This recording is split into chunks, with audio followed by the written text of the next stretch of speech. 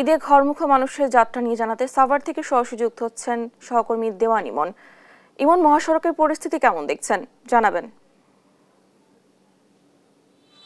আপনাকে ধন্যবাদ। আমি এই মুহূর্তে রয়েছি নবীনগর চন্দ্রা মহাসড়কে। প্রতি বছর আমরা দেখি যে শিল্পাঞ্চলে যে যানজটটি সৃষ্টি হয় সেটি কিন্তু এই সড়কের, তবে এবারের চিত্র কিন্তু দেখতে পাচ্ছেন যে একেবারে ভিন্ন। সকাল থেকে আমরা রয়েছি এই যে বাইপাইল এলাকায়, এখানে দেখতে পাচ্ছি যে অন্যান্য স্বাভাবিক দিনে যেভাবে সড়কের পরিস্থিতি থাকে আজকের চিত্রটিও কিন্তু একই রকম। অর্থাৎ এই যে ঈদের যে গাড়ির বাড়তি চাপ সেই প্রভাবটি কিন্তু এখনো সড়কে ওইভাবে পড়েনি। আমরা দেখেছি সকাল থেকে বিভিন্ন সড়ক ঘুরে যে পুলিশের পাশাপাশি কিন্তু সেনাবাহিনীর সদস্যরা কিন্তু নিয়োজিত রয়েছে এবারের ঈদ যাত্রাকে নির্বিঘ্ন করতে, এবং তার ফলেই কিন্তু এই যে শিল্পাঞ্চলে যে এতগুলো গার্মেন্টস ছুটি হয়েছে এখন পর্যন্ত, সেই কারণে কিন্তু এখনো পর্যন্ত সড়কে ওইভাবে কোনো দুর্ভোগ কিন্তু এই ঘরমুখো মানুষ কিন্তু ওইভাবে পোহায়নি, যে কারণে এবারের ঈদ যাত্রা এখন পর্যন্ত কিন্তু অনেকটাই স্বস্তিতে রয়েছেন। তবে আমরা দেখেছি যেটা যে লোকাল লেনগুলোতে যখন যাত্রী তুলছিলেন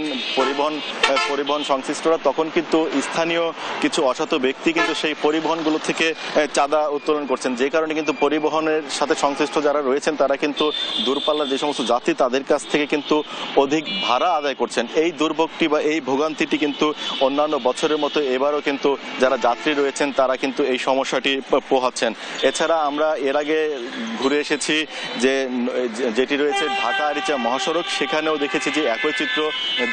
যানবাহন চলাচল কিন্তু স্বাভাবিক রয়েছে, সেখানে সেনাবাহিনী কিন্তু তাদের যে তৎপরতার সেটি কিন্তু অব্যাহত রেখেছেন। কোনো গাড়ি যে এলোপাতারি গাড়ি যে অন্যান্য বছর এসে যে দুর্ভোগ সৃষ্টি করে, যানজট সৃষ্টি করে, এবার কিন্তু সেটি খুব সুশৃঙ্খলভাবে কিন্তু সেনাবাহিনীর তত্ত্বাবধানে কিন্তু সেটি রয়েছে, এবং এর থেকে কিন্তু দু একটি জায়গায় ধীরগতি লক্ষ্য করা গেলেও কিন্তু যানজটের কোনো সৃষ্টি এখন পর্যন্ত হয়নি। আমরা কিছুক্ষণ আগে কথা বলছিলাম হাইওয়ে পুলিশের সাথে, তারা যেটি বলছেন যে এই যে বিকেলের দিকে যখন আরও কিছু গার্মেন্টস ছুটি হবে তখন হয়তো কিছুটা চাপ বাড়তে পারে, সেই সময় হয়তো ধীরগতির যানজট লক্ষ্য করা যেতে পারে। তবে এখন পর্যন্ত কিন্তু সাভার, আশুলিয়ার, ঢাকা আরিচা এবং এই নবীনগর চন্দ্রা মহাসড়কের কিন্তু পরিস্থিতি একেবারেই স্বাভাবিক রয়েছে। নির্বিঘ্নে কিন্তু বাড়ি ফিরছে নারীর টানে যারা ঘরমুখো মানুষ তারা। ডানা।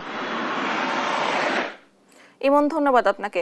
ঈদ যাত্রার মহাসড়কের পরিস্থিতি জানাচ্ছিলেন আমাদের সহকর্মী।